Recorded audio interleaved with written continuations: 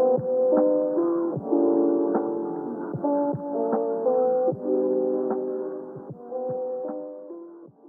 is day 9 of Vlogmas, and I'm not doing much vlogging today because I'm tired, but I'm gonna eat this little snack.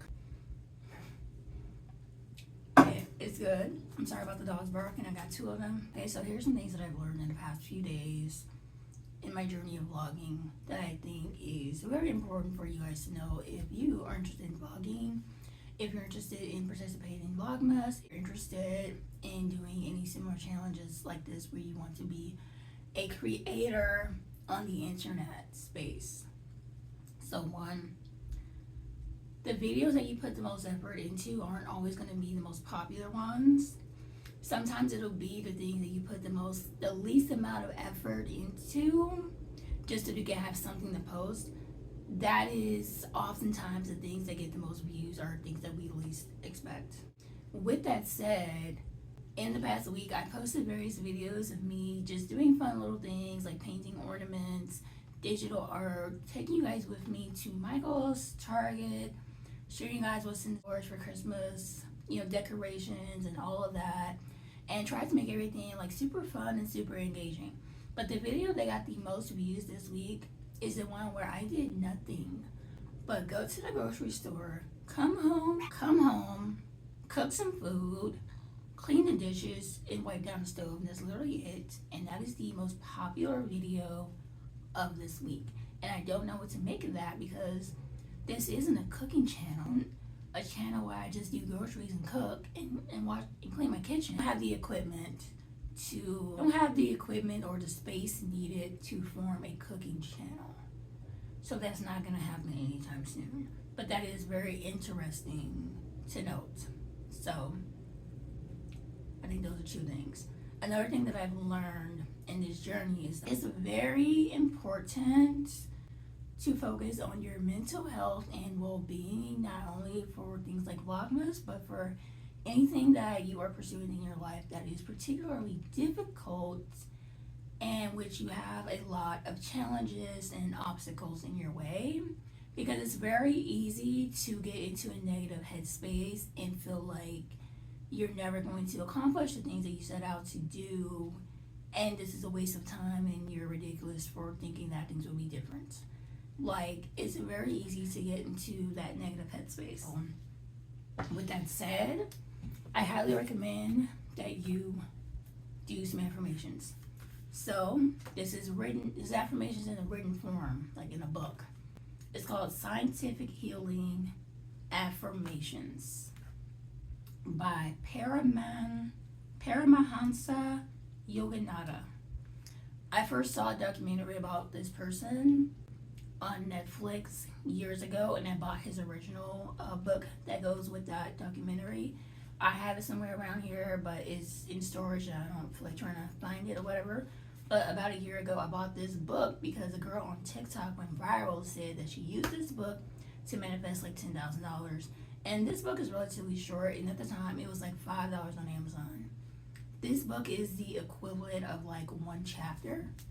So here's how it looks. And as you can see, I have some like bookmarks highlighted on a few pages. So this is the wheel affirmation. This is the material success affirmation pages. As you can see, this book doesn't have any chapters. It's just individual pages based on different affirmations depending on your intentions. This is really a good book to read when you first wake up and before you go to bed, just to help implement positivity into your mind. I also listen to positive affirmations. I think it's called Powerful Thoughts is the channel that I listen to. I really like the way they mix binaural beats and the scenery and everything to do their affirmations. So that is my favorite verbal affirmations. A form of writing affirmations is actually called scripting. It's when you envision the life that you want to live and you write it down as if it is happening now. Like you're writing it down as if you're documenting your life. So that is a form of written affirmations. And you can also write down your affirmations that you want to impose on yourself on a daily basis. But before you do that, I highly recommend that you go through the process of unlearning your limiting beliefs. If there is something that you believe that you cannot do because it's hard, because of this, that, and the third, you have limiting beliefs. And I'm going to link the website that I've used that has helped me in my journaling exercise to unlearn the limiting beliefs. So the idea of limiting beliefs is like, if you say, no matter how much I post on YouTube, I'm never going to get monetized, and any attempts will just make me look like an idiot. Like, that is a limiting belief. And that is not actually true. That is not rooted in reality. You may have confirmation bias based on you doing things that you want to do and you see negative results, and then you reaffirming that negative belief. But you actually don't have to do that. You can acknowledge that it is a limiting belief, which is a lie.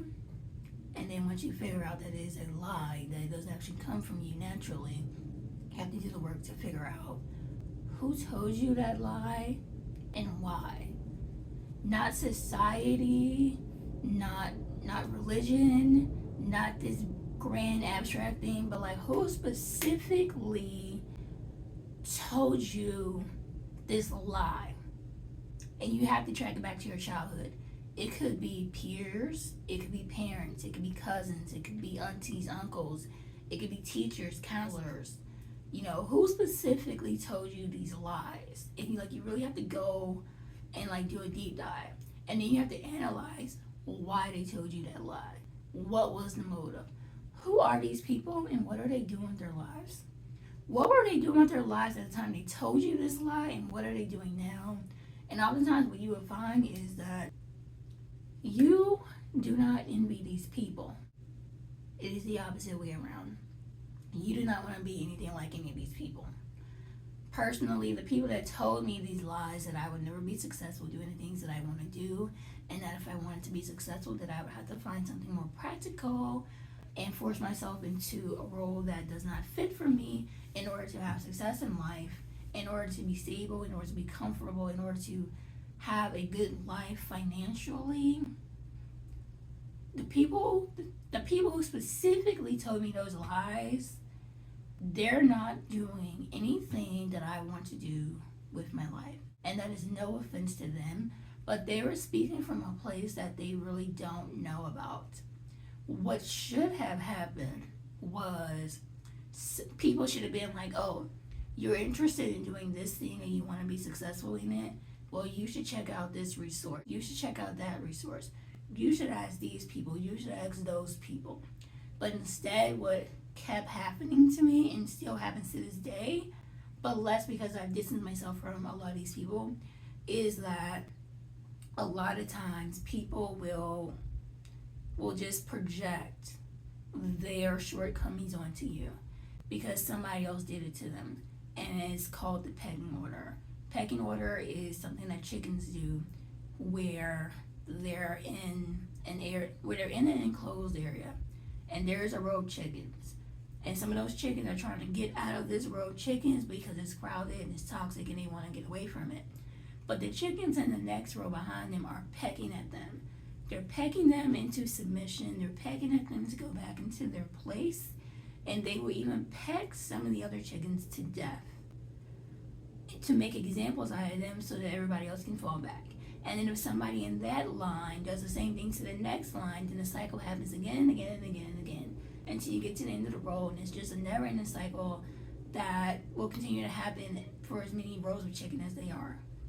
That happens with people, that happens with humans, that happens in our schools, that happens in religion, that happens in our jobs, that happens in our careers, where someone will try and step out of the bounds that other people have placed upon them, and instead of them just minding their business and letting them do their own thing and having success and doing what they want to do, they will peck at them.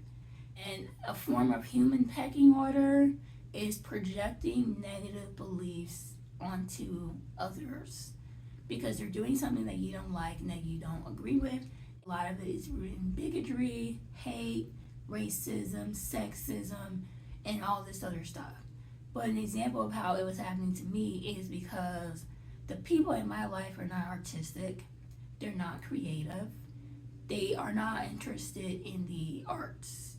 They think that art is just this silly thing that kids do for crafts and that you can do occasionally to relax, and it's not at all something that should be taken seriously unless you're gonna be a graphic designer or you're gonna go work at Disney or something like that.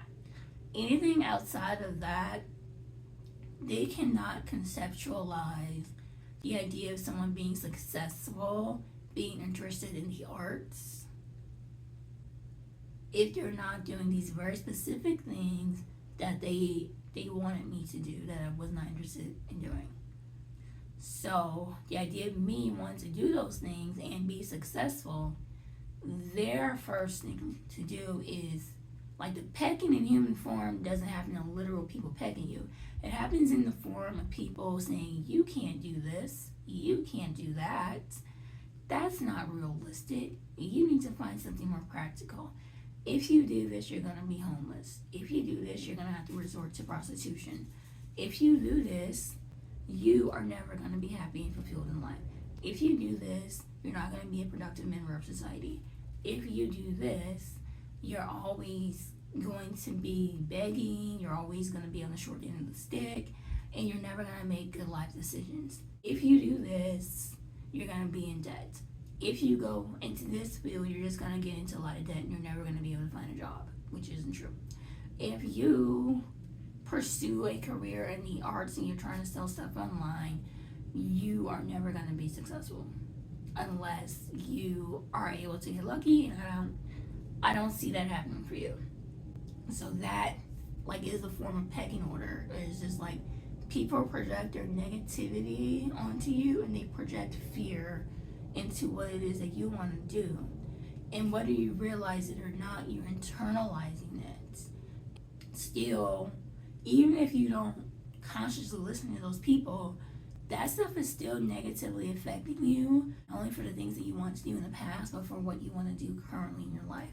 So first you have to be like, well, those people are just trying to protect me because they didn't want me to get scammed. Those people did not want to be financially responsible for me as I've gotten older. They barely want to be financially responsible for me as I was a kid. Those people don't know what the hell they're talking about, and instead of them admitting that they don't know what the hell they're talking about and pointing me in the right direction because they want to be right, they want to be an authority figure, they want me to be someone that I look up to, they project fear and insecurity onto me over the years and over time, and that's why I can't spend time around certain people, because you're just not the vibe. None of those people that implemented these negative thoughts and feelings onto me, none of those people are doing anything remotely similar to what I want to do with my life. Therefore, they are not the definition of success that I aspire to, and they are not anywhere near where I want to be, so I will not be listening to them. Instead, I am watching and reading about people that are doing the things that I want to do with my life. I make an effort to make sure that most of the content that I watch and engage in is not only inspiring and uplifting in some way, shape, or form, but it's showing me examples of people doing things with their life that I aspire to. Because I want to be a full-time artist, and I want to have all these different streams of incomes, and I want to be a content creator and whatnot. I'm watching the people who make vlogs of them doing those things and being successful doing those things. You know, I'm watching people post their art blogs, people sell at conventions, people sell at festivals, people travel to events. I'm watching videos of people packing orders for their business, you know, the ones that people told them was never going to succeed. I'm watching people vlog their experiences of their lifestyle that they get to have because of their business. I'm watching videos of people do makeup that are sponsored by the makeup companies. that have sent them the products and paid them to do the content. I am watching people do the very things that people have told me my whole life isn't possible, even though there's very clear evidence that it is possible. So you have to do the mental work to figure all that out, analyze it, come to your own conclusions, and work through it in order to have true success, and in order to be dedicated, in order to be driven, in order to be disciplined enough to continue doing things even though you don't see immediate results. Also, people can be jealous of you even if they have more money, a better career, better status. Like, for example, you could be a dental assistant and your doctor can be jealous of you because you're an artist, because you have YouTube, because you have Etsy, because you can sew, because you can make jewelry, because you do makeup. They're not jealous because they want to be you. They're not jealous because they want to switch jobs, switch careers, switch struggles with you, because they don't. They're jealous because they have less control over you. If you have more control over yourself and more value and more worth in yourself, and they can't monopolize your time and your work ethic as much as they want to if your attention is divided. You may hear people say, oh, so-and-so isn't dedicated to the job, they're distracted, they have interests elsewhere. I don't really know if this job is for them because they do YouTube and clearly they're more interested in that than they care more about that than they do about this job. It's like, well, duh, let's be for real. And you may hear people say things like, oh, you do art? So it's just a little hobby? It's not really anything else? Oh, okay. Oh, are you still doing that little hobby? Like, they try to belittle the things that you're interested in because it is a threat to what they need you to be more interested and dedicated. I highly recommend that when you're in the process of trying to accomplish certain goals in life, that you focus on your mental health and well-being. You drink your water, you eat your vegetables, you eat your fruits, you move your body, you exercise, you read, and you do all of these things to pour into you so that you're not constantly just pouring into everybody and everything else and have nothing for yourself at the end of the day. I also recommend that you start documenting accomplishments and milestones in your life so that at the end of the year you don't feel like I haven't done anything with my life and I haven't accomplished anything. So this year for me, I was able to go to Pride Fest, which I went to last year and it was fun. And I set a goal to go to more outdoor festivals and just enjoy the city more when it's hot outside and just really get the most out of, a Chicago summer. So that's something that I accomplished. It may seem small, but I did it. I didn't have a whole lot of money to spend on things, so the only thing I was able to get was a bowl of arroz con gandules and plantains. And I was able to walk around, get some free samples, and just, enjoy things. And that was really nice. I went to the beach. I live within walking distance to the beach, and I don't always go. So I'm very proud of myself for being able to make it to my local beach. And I also got hired to go work a beach event for White Claw earlier this year, and that was pretty fun, and I liked it. I was able to work more brand ambassador jobs this year, which I wasn't last year, so I'm grateful that I had the opportunity to do those things, and I'm hoping that I have more opportunities that come to me. So that's pretty cool. I'm doing Vlogmas this year. I wasn't able to do it last year, but I'm doing it this year, and I'm actually committing to daily vlogging. I've never done a daily vlogging challenge before, so this is very different and it's very unique for me. So I'm proud of myself for achieving and accomplishing that goal. It may not be a big deal to other people, but it's a big deal to me, and I'm very grateful for that. I'm grateful for the times in which I valued myself and I valued my time, and I decided to walk away from opportunities that were not serving me. My past self that did not have that strong sense of boundaries and a value for my time and my well-being would have forced myself into very dangerous, very hazardous situations to my body and mind and spirit, all in the sake of just do the job and get paid and go home. Not all money is good money. Not all jobs are good. If the energy is bad, if it's hard on my body, if it's hard on my mind, if the people are rude, then I can walk away, and that's fine. And I'm really proud of myself for making that decision, because in the past I didn't always advocate for myself. I didn't always do things that were best for me in pursuit of other people and wanting to be empathetic and compassionate. I'm happy that I am unlearning a lot of the people pleasing habits and traits that I picked up for years, and it feels great. And I love that for me. Like, it feels great to learn how to advocate and value yourself. That is great for me. So I highly recommend that you start documenting your milestones and accomplishments, goals, and achievements throughout the day, the week, the month, the year, so that at the end of the year, you're not like, I'm not doing anything with my life. Oh my gosh, I've done nothing this whole year.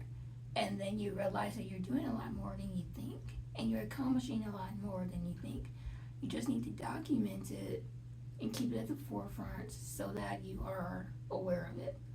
Because other people who don't have the same goals, the same values as you, will really try to make you feel like you're not doing anything with your life because you're not doing what they're doing, or you're not doing something along the lines which they will respect.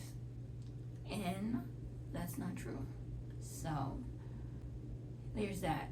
I think that the most important thing in this challenge is to focus on your well-being and really dive deep into your mental health and well-being and prioritize those things.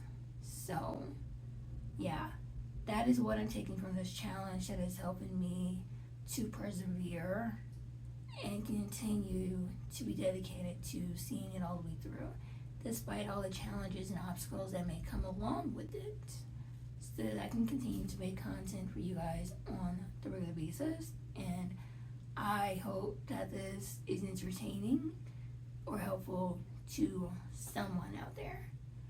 For the sake of time and not wanting to have long talking videos, I will end it here. And I will say thank you guys so much for watching.